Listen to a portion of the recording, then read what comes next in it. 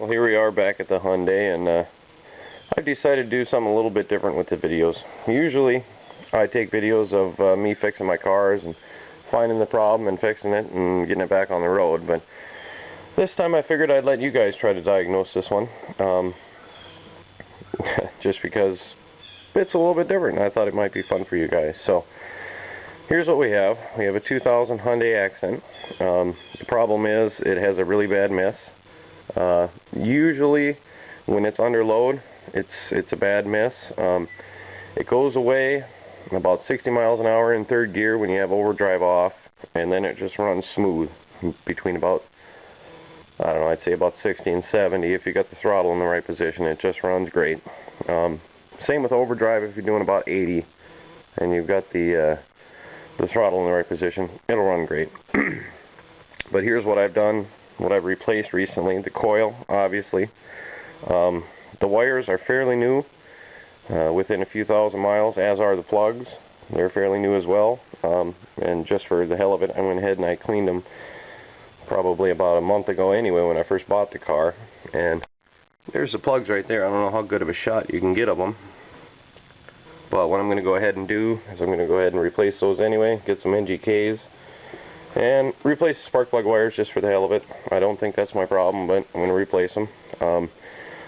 I would have checked the wires for you, but my meter is kind of a pile of garbage. It's just a cheap one I bought that I needed just right away, and for whatever reason it doesn't read ohms very well. It jumps around and it doesn't stay steady, and I don't really trust it, so I'm gonna have to buy one of those for next week when I make another video.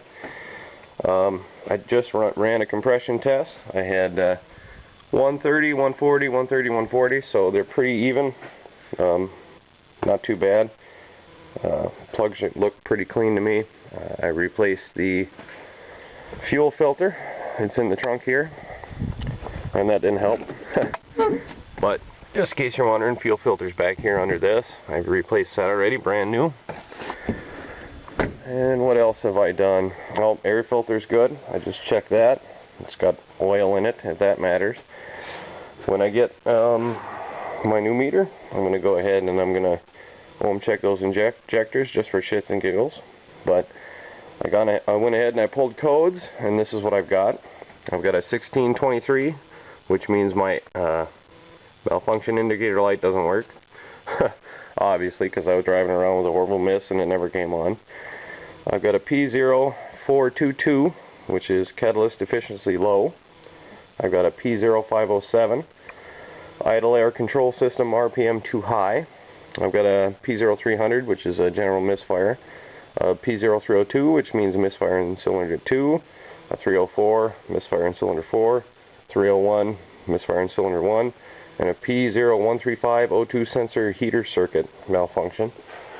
That could be from earlier when I unplugged this O2 sensor. Could be, might not be, I don't know. I'll clear the codes, run it for a while and see what comes back, but that's pretty much where we're at now. I've got a whole list of things to look at. Plug wires, plugs, which we've kind of looked at here. EGR, map, which I don't know if they consider this manifold air pressure. I don't know how they run it. I haven't really looked at it. But fuel filter, that's taken care of. Air filter is taken care of. Air leak, I could have an air leak somewhere. I'll have to come back and try that. If that's one of the tests you guys want me to try, I'll do it. Fuel injectors, like I said, I can't ohm check them until I get a good meter. Valves, compression, I just checked the compression, seems good. Clogged converter, well, maybe, we'll look at it. And throttle position sensor, which is right there. And once I get a good meter, I suppose we can look into that as well. But there's some information for you guys. You go ahead and just leave comments, tell me what you think I should check. And hell, why not? Tell me how to check it too. And I'll come back next week. I'll have a new meter, I'll have new plugs, new wires, and we'll go from there. This will diagnose my Hyundai. That's what I'm going to call this one. So let me know what you think. Well, I figured to give you a little more insight into the problem, we'd take this thing for a little spin, and hopefully you can hear what's going on. I'm I'm not worried about the belt squeal. I really don't care. But it's got a little bit of a, it's running pretty good now, but I'll hit the gas. You hear that stumble. And I'll go ahead and I'll put it into gear with the foot on my foot on the brake.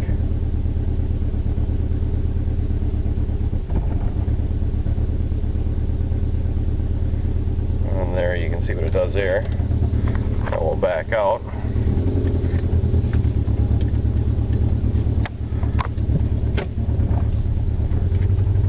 Now I've got it actually floored right now. But you can hear the stumble.